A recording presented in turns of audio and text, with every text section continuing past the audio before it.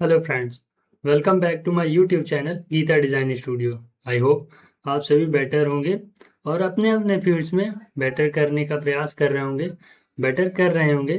तो आगे आपके बेटर को और ज़्यादा बेस्ट बनाने के लिए मैं फिर से एक बार एक नए वीडियो के साथ आ चुका हूँ। और पिछले वीडियोस में हमने ये ड्रॉ पैनल के अंदर जो भी चीज़ें होती हैं, हमारी लाइन, पॉलीलाइन, सर्कल, आर्क वगैरह, पॉलीगन वगैरह, ये सब हमने पढ़ लिया था। अब हमें आगे बढ़ाना है अपनी क्लासेस को। और इस वाले ड्रॉ वाले सेक्शन में हम देखते हैं ये जो हमारा हैच वाला ऑप्शन है, लास्ट ऑप्शन, इसके बारे में अभी हमने नहीं पढ़ा है। ये मैं आपको जब हमारा थोड़ा सा क्लास और आगे चला जाएगा तब हम आगे आने वाले वीडियोस में इसको देखेंगे। फिलहाल हम आज आपके मॉडिफाई टूल्स के बारे में हमें बात करना है। तो चलिए वीडियो शुरू करते हैं। तो अगर आपने अभी तक चैनल को सब्सक्राइब ना किया हो तो प्लीज़ सब्सक्राइब कर लीजिए और बेल आइकन को ज़रूर प्रेस करिए ताकि अगली वीडियो सबसे पहले आपके पास तक पहुंचे। फिलहाल मैं वीडियो शुरू करता हूं। तो देखिए, सबसे पहला हमारा ऑप्शन आ रहा है ये एक मूव टूल का। मतलब ये मूव टूल क्या होता है, हम इसके बारे में जानेंगे सबसे पहले। तो मान लीजिए मैंने एक कोई भी रैंडम सा मैं एक कोई भी ऑब्जेक्ट ड्रॉ कर लेता हूँ। मान लीजिए मैंने रेक्टेंगल ड्रॉ कर लिया है। मैंने कीबोर्ड से शॉर्टकट की भी आपको बताया था रेक्टेंगल की। कीबोर्ड की सॉरी, रेक्टेंगल की क्या शॉर्टकट की होती है आप मुझे कमेंट सेक्शन में बताइए। फिलहाल मैं रेक्टेंगल ड्रॉ कर लेता हूँ। ये मैंने एक रेक्टेंगल ड्रॉ कर लिया। अभी मुझे इसके अंदर एक सर्कल भी ड्रॉ करना है। मान लीजिए मैंने एक मैं यहाँ से सर्कल ले रहा हूँ। आप लोग मुझे कमेंट सेक्शन में सर्कल की भी शॉर्टकट की बताइएगा। ये मैंने एक यहाँ से सर्कल ले लिया, ये मैंने यहाँ पर ड्रॉ कर दिया। ये हमारा एक नॉर्मल सा ऑब्जेक्ट ड्रॉ हो चुका है। अभी मान लीजिए मुझे ये सर्कल, मुझे याद आया, अरे ये तो मैंने सेंटर पर बना दिया, लेकिन मुझे ये सर्कल तो इस वाली लाइन से, जो हमारी एज लाइन है, वहां से बनाना था। तो आप क्या करें, या तो आप इसको डिलीट करिए। दो ऑप्शन है अपने पास, या तो आप इसको डिलीट करिए, अगेन दूसरा सर्कल लीजिए और फिर यहाँ से ड्रॉ करिए। लेकिन अगर आपको इसी सर्कल को बिना डिलीट करे इधर साइड शिफ्ट कर देने के लिए बोले जाए तो आप कैसे करेंगे? सिंपली आपको ये मूव टूल ले लेना है और देखिए सर्कल की किसी बाउंड्री पर क्लिक, मतलब टच करेंगे तो ये आपका सेंटर पॉइंट बता देगा कि ये आपका सेंटर पॉइंट है। अभी बोल रहा है स्पेसिफाई बेस पॉइंट।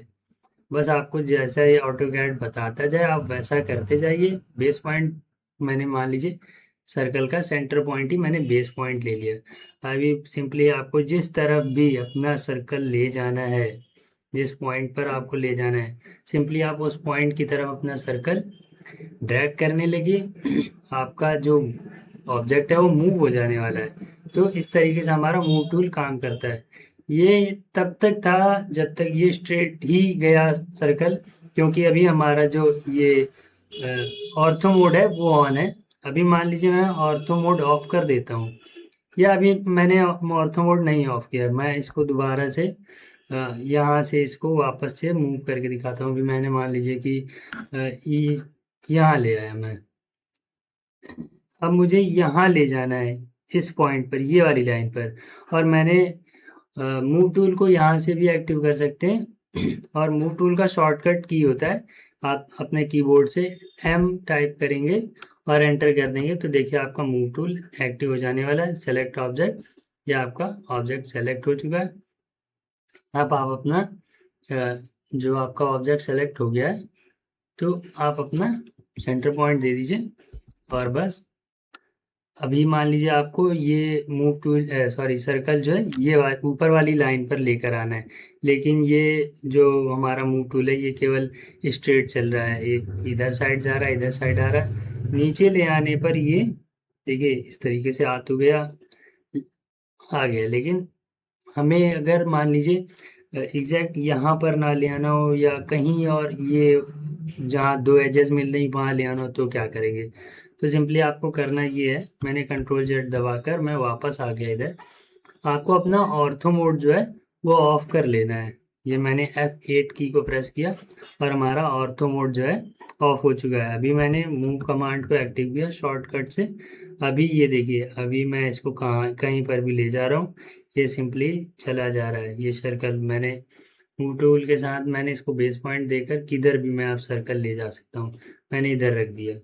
या मान लीजिए मैंने मूव टूल एक्टिव किया और ये मैंने वापस से सेंटर पॉइंट पर ले आकर रख दिया, या मैंने मूव टूल कमांड एक्टिव किया और इस वाले कॉर्नर पॉइंट पर रख दिया। तो अगर आपको अपना ऑब्जेक्ट किसी भी रैंडम साइड में मूव करना है तो आप ऑर्थो मोड ऑफ कर सकते हैं, या आपको अपना ऑब्जेक्ट स्ट्रेट ही मूव करना है या शिफ्ट करना है तो आप मूव कमांड को एक्टिव करके ऑर्थो मोड ऑन रखते हुए भी अपना ऑब्जेक्ट मूव कर सकते हैं। इस तरीके से हमारा मूव टूल काम करता है ऑटोकैड के अंदर। चलिए दूसरे टूल के बारे में पढ़ते हैं। ये हमारा अगला ऑप्शन है रोटेट।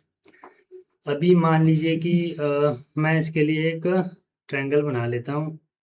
सिंपली मैंने एल एंटर किया कीबोर्ड से और ये मैंने एक स्ट्रेट लाइन ड्रॉ कर लिया है। ये एक मैंने स्ट्रेट लाइन ड्रॉ कर लिया। ये मैं रैंडम सा ही ऑब्जेक्ट ड्रॉ कर रहा हूँ और एक मैं इधर साइड भी लाइन ड्रॉ कर लेता हूँ। अगेन मैंने एक लाइन ऐसे ड्रॉ कर ली। ये मान लीजिए मेरा एक रेक्टेंगल है। ये मैंने रेक्टेंगल ड्रॉ किया, उसके बाद मुझे याद है अरे ये तो रेक्टेंगल इस साइड में नहीं इस साइड में ड्रॉ करना था। हालांकि ये जो सॉरी ये रेक्टेंगल नहीं है ट्रायंगल है। तो अगर मुझे याद आए कि ये ट्रायंगल तो मुझे इस साइड में मतलब फ्लिप करना है या रोटेट करना है तो मैं कैसे कर सकता हूँ? सिंपली आपने पूरे ऑब्जेक्ट को सेलेक्ट कर लेना। देखिए ब्लू हो चुका है, हमारा पूरा ऑब्जेक्ट सेलेक्ट हो गया है। आप अपने कमांड पर जाएंगे, रोटेट कमांड पर। अब देखिए हमारा ऑर्थो मोड अभी ऑन है, ठीक है। तो मैंने सिंपली इस डायरेक्शन में मुझे रोटेट करना था, ये हो गया। लेकिन हुआ क्या, ऊपर चला गया। अब ये क्यों होता है? क्योंकि हमारा जो रोटेशन होता है वो इस तरह से होता है। तो हमारा ऑब्जेक्ट जो होता है वो यहाँ से चलकर इधर आ रहा है जब, तो वो अपना जो प्लेस है वो चेंज कर लेता है। इसलिए आपको सिंपली वही करना है कि आपने मूव टूल को पढ़ लिया है, मूव टूल एक्टिव करना है और बेस पॉइंट देके आपको अपना ऑब्जेक्ट मूव कर लेना है, ठीक है।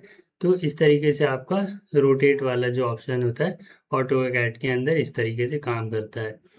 अब चलिए आगे चलते हैं। हमारा तीसरा ऑप्शन है ट्रिम। अभी ट्रिम किस तरीके से काम करता है? मान लीजिए कि मैंने ये जो ट्रायंगल बनाया है, मान लीजिए मैंने इसमें एक लाइन और ड्रॉ कर दी।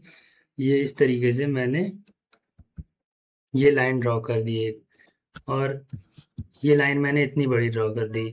अभी मुझे याद आया कि अरे ये लाइन तो केवल इस लाइन ये जो हमारा ट्रायंगल की लाइन है केवल वहीं तक ड्रॉ करनी थी। हमने अगर इतनी बड़ी लाइन ड्रॉ कर दिया है तो अब इसे छोटा करने के लिए हमारे पास एक ही ऑप्शन है कि हम इसे डिलीट कर दें और दोबारा से लाइन ड्रॉ करें।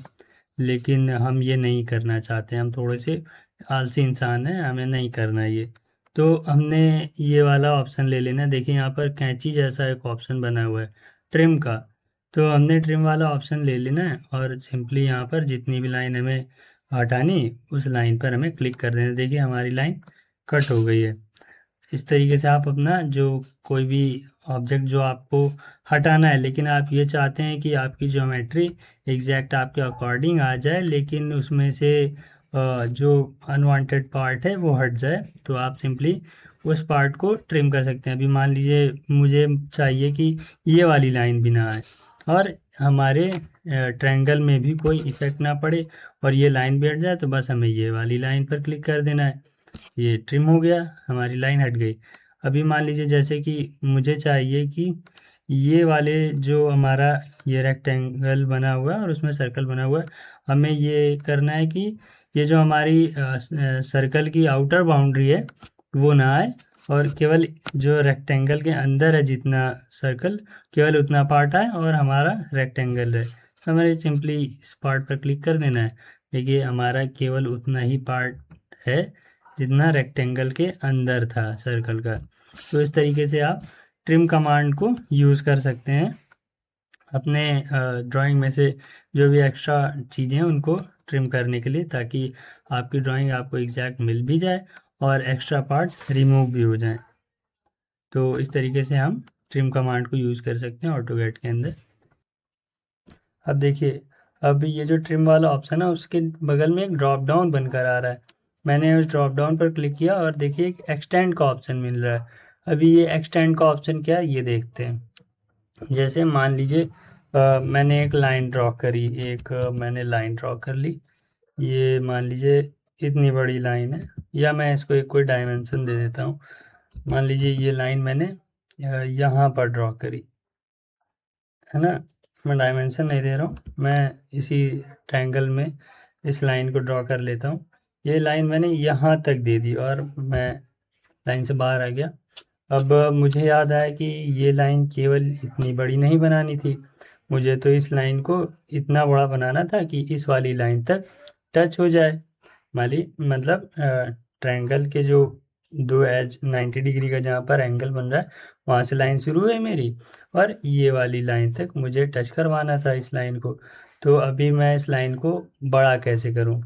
या तो मैं एल टाइप करूँ, सिंपली मैंने एल टाइप किया और इसी लाइन के जो एंड पॉइंट है वहाँ से क्लिक किया और ये मैंने जो है यहाँ तक लाइन ड्रॉ कर दी और ये मेरी लाइन मतलब ये मेरी लाइन बन गई।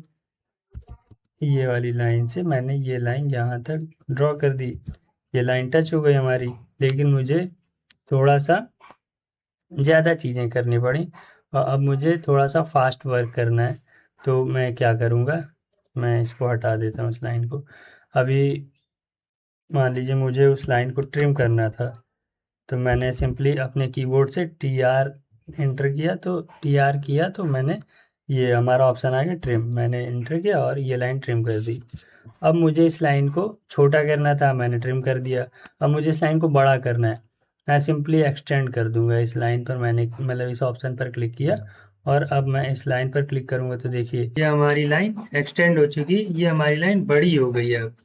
तो इस तरीके से हम एक्सटेंड कमांड को यूज़ कर सकते हैं अगर हमें कोई ऑब्जेक्ट को हमें बिना ज्योमेट्री चेंज किए अगर बढ़ाना है तो हम एक्सटेंड का यूज़ करेंगे, और अगर किसी ऑब्जेक्ट को छोटा करना है तो हम ट्रिम का यूज़ करेंगे। इस तरीके से हमने ये मॉडिफाई पैनल के अपने ऊपर के 3 टूल पढ़ लिए। आगे के टूल्स हम आने वाली वीडियोस में पढ़ेंगे। आज की वीडियो में फ़िलहाल इतना ही। तो अगर आपको वीडियो अच्छा लगा, इन्फॉर्मेटिव लगा, तो आप चैनल को सब्सक्राइब कर लीजिएगा। आगे आने वाले वीडियोस में हम आने वाले कमांड्स को पढ़ेंगे। तो अगर आपने अभी तक चैनल सब्सक्राइब नहीं किया तो सब्सक्राइब कर लीजिए।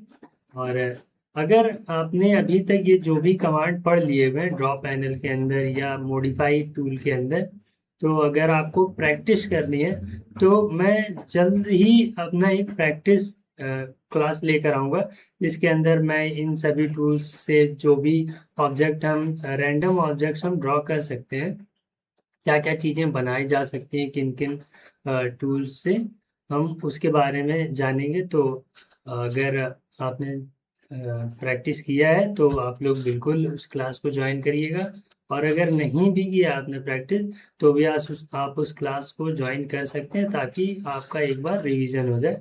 तो सब्सक्राइब कर लीजिए और बेल आइकन को बिल्कुल प्रेस कर दीजिए ताकि प्रैक्टिस बैच में आप कम से कम ज्वाइन कर पाएँ।